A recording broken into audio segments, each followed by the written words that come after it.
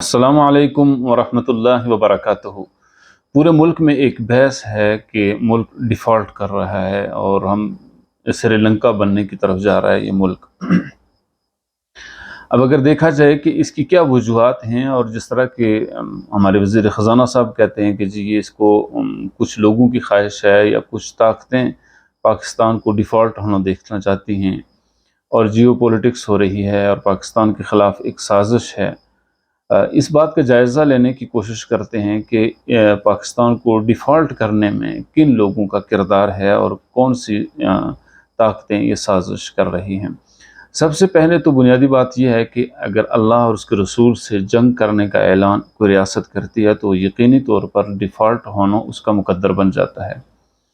सो पाकिस्तान में सूद का ऐसा यानी जो जुर्म और ऐसी जंग का हमने ऐलान कर रखा है अल्लाह और उसके रसूल के साथ कि जिसके बाद किसी भलाई और खैर की तवक्को करना अगरचे बिल्कुल ही फजूल है। फिर भी इस पर भी बहुत से सवालात किए गए कि जी बाकी रियासतों में भी तो इस तरह सूद पर काम होता है, तो वहाँ डिफ़ॉल्ट क्यों नहीं होता कि हमारे ऊपर सूद का ज़्यादा असर क्यों होता है। ये भी एक लंबी बहस है, इस पर आइंदा इंशाल्लाह बात करेंगे। लेकिन सरेदस्त कि वो कौन सी ताकतें हैं जो ये चाहती हैं कि पाकिस्तान यानी डिफ़ॉल्ट कर जाए। तो इसका अगर मुवाज़ना किया जाए तो बरतानिया पूरी दुनिया के 10 बड़े ममालिक में से, माशी तौर पर मुस्तहकम मजबूत ममालिक में से एक मुल्क है। और उसकी एक तो ज़माना था कि जब ये कहा जाता था कि बरतानिया की सुल्तनत से कभी सूरज ग़ुरूब नहीं होता, लेकिन फिर भी इस वक्त की 10 बड़ी माशी ताकतों में से एक ताकत बरतानिया है। और बरतानिया में जो गवर्नमेंट की कार सर्विसेज हैं, जहाँ वज़ीर, मशीर और जो वज़ीर-ए-आज़म उनके लिए जो गाड़ियाँ रखी गई हैं, उनकी कुल तादाद वो 86 है। इन 86 गाड़ियाँ इस्तेमाल करता है बरतानिया अपनी हुकूमती मशीनरी को चलाने के लिए। उसके मुकाबले में पाकिस्तान ऐसा मुल्क जो डिफ़ॉल्ट के ख़तरे से दो-चार है और डिफ़ॉल्ट के दहाने पर खड़ा है, सिर्फ वफाकी हुकूमत के वफाकी हुकूमत के ज़ेर इंतज़ाम 90,000 गाड़ियाँ हैं। 90,000 गाड़ियाँ सिर्फ वफाकी हुकूमत के अंडर हैं। 14 किलोमीटर का हमारा ये इस्लामाबाद है और उस 14 किलोमीटर में 20 लाख की तकरीबन आबादी है। इस आबादी में 90,000 गाड़ियाँ ये इस्तेमाल करते हैं। और एक अंदाज़े के मुताबिक जिस तरह के पाकिस्तान की इदारा शुमारियात है, उसने जो यानी दिए हैं फिगर, उनके मुताबिक 50 अरब रुपए का पेट्रोल गुज़श्ता 4 सालों में इन गाड़ियों पर खर्च हुआ है। 220 अरब रुपए पेट्रोल के माहाना इसमें तकरीबन खर्च होते हैं। वफाकी हुकूमत, अब ये वो मुल्क है कि जो जिसका ये दावा है कि ये डिफ़ॉल्ट हो रहा है और इसके डिफ़ॉल्ट होने में बहुत सी ताकतें इस पर काम कर रही हैं। जबकि अगर देखा जाए तो रियासत को चलाने वाली हुकूमत जो जमहूरियत की दावेदार होती हैं और जो आवाम की फलाह व बहबूद और वसी तर मफादात की बात करती हैं, वही हुकूमतें इस 14 किलोमीटर रकबे के इलाके में 20 लाख की आबादी में ये 90,000 गाड़ियाँ वो इस्तेमाल करते हैं। 220 अरब रुपए माहाना इन पर पेट्रोल का खर्चा है। आप अंदाज़ा लगाएं कि वफाकी हुकूमत की 34 वजारतें हैं और 78 वज़ीर हैं, 78 वज़ीर हैं।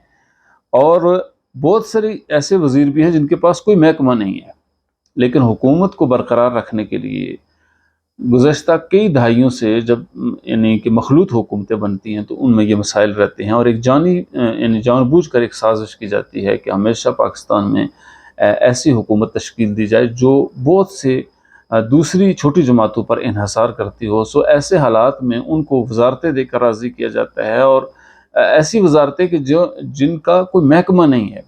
और हमें ये बताया जाता है, पब्लिक को ये बताया जाता है कि भाई आप जो है वो हम आपके वसी तर मफादात में ये सारे फैसले करते हैं। आप अंदाज़ा लगाएं कि 34 वजारतें हैं और 78 वज़ीर हैं और 48 इनके डिवीज़न हैं। वफाक के पास 212 तजारती इदारे हैं।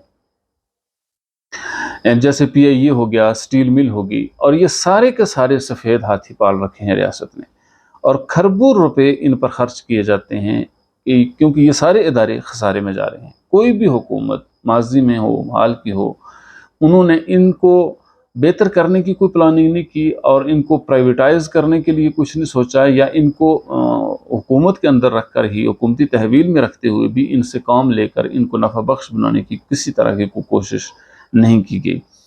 آپ اندازہ کریں کہ جو ملک ڈیفالٹ کے خطرے سے دوچار ہے، اس میں صرف بجلی کے 2500 ارب روپے کا گردشی قرضہ ہے، اور گیس کے مد میں 1500 ارب روپے کا گردشی قرضہ ہے۔ یوں 4000 ارب روپے کا گردشی قرضہ پاکستان کو لاحق ہے۔ یہ محکمے ہیں کہ جو پاکستان کو اور ریاست کو چلانے کے لیے قائم کیے جاتے ہیں، جو ریاست کے لیے وبال جان بنے ہوئے ہیں۔ اور پاسکو ایک ادارہ ہے جو گندم خریدتا ہے۔ آپ اندازہ لگائیں کہ پاسکو کا ادارہ جو گندم خریدنے والا ہے، خرید کر فوڈ کی ضروریات کو پورا کرتا ہے، 1000 ارب روپے کا مقروض ہے، اور ان کی گندم کے بارے میں جو انہوں نے سٹور کی ہوتی ہے اس کے بارے میں بے شمار خبریں ہیں کہ اس ادارے کی جمع شدہ گندم پبلک تک تو نہیں پہنچ سکی، بہت سی گندم کو چوہے کھا گئے، بہت سی گندم ایسی تھی جس پر پانی آیا اور وہیں پر وہ خراب ہو کر رہ گئی۔ 1000 ارب روپے کا یہ ادارہ مقروض ہے پاسکو۔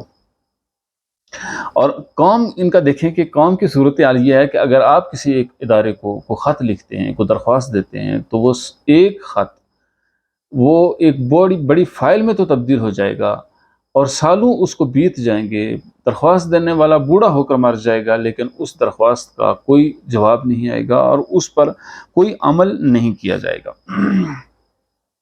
اس کے علاوہ وزیر اعظم آف پاکستان کے پاس 90 ارب روپے کا ثوابدیدی فنڈ ہوتا ہے، جس کو مرضی چاہے دے دے۔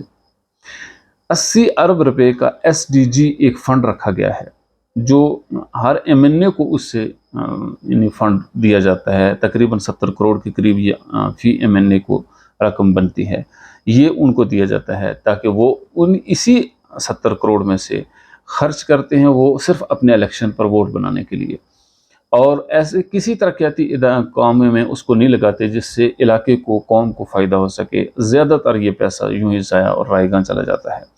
اس کے علاوہ آپ اندازہ لگائیں کہ اسلام آباد کا ترقیاتی بجٹ 925 ارب روپے ہے، اور یہ 14 کلومیٹر کا شہر ہے، 20 لاکھ تقریباً اس کی آبادی ہے۔ یہ ترقیاتی بجٹ کہاں خرچ ہوتا ہے کسی کو کچھ پتہ نہیں ہے۔ اور وزارت خارجہ نے، ہینا ربانی کھر اور بلاول بھٹو زرداری نے 250 ارب روپے خرچ کیے پچھلے اس عرصے میں، اور یہ کیوں خرچ کیے، اس سے کیا فائدہ ہوا، سوائے اس کے کہ چونکہ یعنی پیپلز پارٹی کا یہ خیال ہے کہ آنے والے دنوں میں بلاول بھٹو کو وزیر اعظم بنایا جائے گا، چونکہ ان کی پروفائل کو بلڈ کرنے کے لیے 250 ارب روپے خرچ کر دیے گئے۔ جس ملک میں اخراجات حد سے تجاوز کر رہے ہوں اور آمدنی بالکل بھی نہ ہو، اس ملک نے ضرور ایک دن ڈیفالٹ کرنا ہے، اور اس وقت ڈیفالٹ سے بچنے کی واحد صورت جو بچائی جاتی ہے وہ صرف یہ امید ہے کہ قرضہ مل جائے، گویا آمدنی کا کوئی ذریعہ نہیں اور خرچوں میں کمی کا کوئی پلان نہیں، صرف قرضے مل جائیں تاکہ ملک چلتا رہے اور ڈیفالٹ سے بچ جائے۔ اگر قرضے مل بھی جائیں اور ملک کو چلانے والوں کے پاس ملک کی آمدنی بڑھانے کا یا خرچے کم کرنے کا کوئی پلان موجود نہ ہو، تو پھر یہ کیسے ملک ڈیفالٹ سے بچ سکتا ہے؟ اور کوئی طاقت اور قوت کتنی کوشش کر رہی ہے وہ ایک علیحدہ بحث ہے، لیکن حکومت یعنی اور اس کے جو زعماء ہیں، ان کی کوششیں ہی اس ملک کو ڈیفالٹ کرنے کے لیے اس قدر زیادہ ہیں کہ کسی دشمن کو یہ ترکیب اور یہ مہم جوئی کرنے کی ضرورت ہی نہیں، اور کسی دشمن کو ایسی سازش کرنے کی ضرورت نہیں کہ یہ ملک ڈیفالٹ ہو جائے۔ اسحاق ڈار صاحب جو کہتے ہیں وہ محض عوام کو ایک گولی دینے کے لیے بات کرتے ہیں۔ اگر یعنی ایک ایسا وزیر خزانہ جو کئی بار پہلے بھی وزیر خزانہ رہ چکا ہو، اس کو اس کا اندازہ نہیں ہو سکتا کہ یعنی ملک کو ڈیفالٹ سے بچانے کے لیے بہترین اقدامات کیا ہو سکتے ہیں، وہ بھی یعنی قرض کی ہی اگر بات کریں گے تو یقینی طور پر وہ طبقہ جو ایلیٹ کلاس سے ہے، جو سیاست دانوں سے ہے، جو ججز کی صورت میں ہے، جو بیوروکریسی کی صورت میں ہے، یہ سارے کا سارا طبقہ محض اس ملک کو لوٹنے کے لیے ہے، عوامی وسائل پر جبراً قبضہ کرنے کے لیے ہے، کسی طرح بھی ان کو عوامی مفادات سے کسی طرح کا کوئی سروکار نہیں ہے۔